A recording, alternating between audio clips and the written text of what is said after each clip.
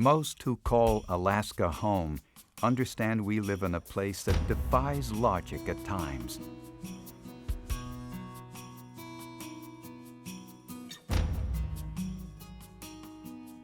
We're rich in resources and more beautiful than most places on Earth. As residents, we heartily embrace the bounty nature has provided us, whatever the season.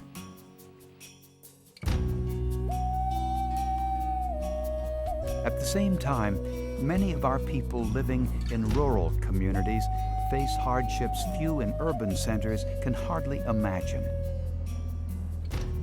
While there is a divide between urban and rural in our state, there is also a growing awareness of the steps needed to bridge this gap.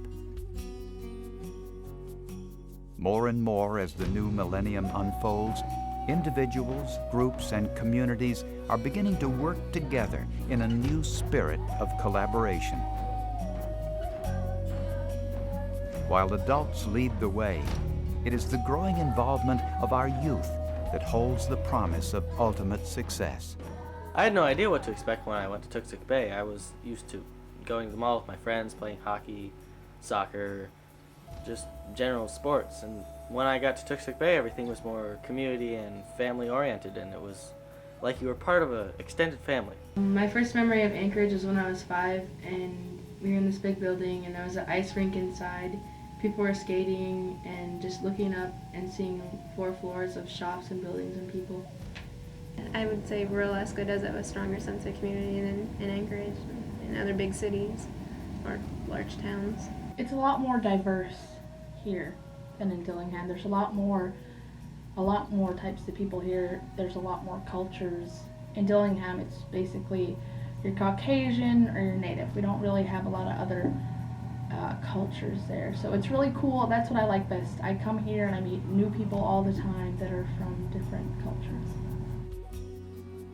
Alaska has always had more than its fair share of concerned and involved citizens. What has been lacking in part has been adequate funding and a constructive dialogue between all parties.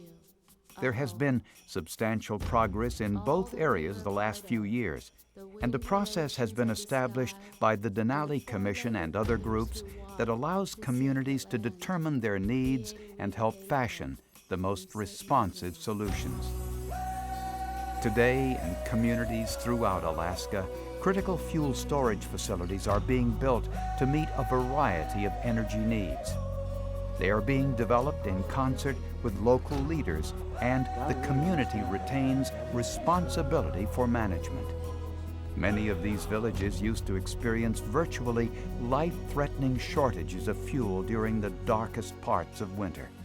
Now, they have greater control of their energy needs, and the comfort in knowing heat and light will be available for their homes and fuel for transportation. There is an increased focus on education and training of our people in rural communities as well. As new projects are being designed, plans now include local resident training. In addition, other groups are utilizing both time-tested and innovative new educational programs to help ensure more of our residents have the ability to learn and meet the needs of their families. There is a critical need for better medical assistance in many of our rural communities. Technology is poised to play a role in the future, but not until basic infrastructure is developed and primary health needs can be met. Today, we are helping communities build clinics and other facilities so that people can count on the basic level of health care they so richly deserve. History shows us heroes aren't born, they are made. And when faced with a problem, they find solutions, not excuses. They help in their unique way, with their unique skills, and they invite others to do the same. That spirit of cooperation is on the rise in Alaska. Person to person, group to group, community to community. there is more constructive dialogue going on and more help being provided where it is needed. It isn't nearly enough, but it is a real beginning. Alaska will truly be great when the spirit of our people is harnessed for the good of all. It is a journey worth taking, and we are well on our way.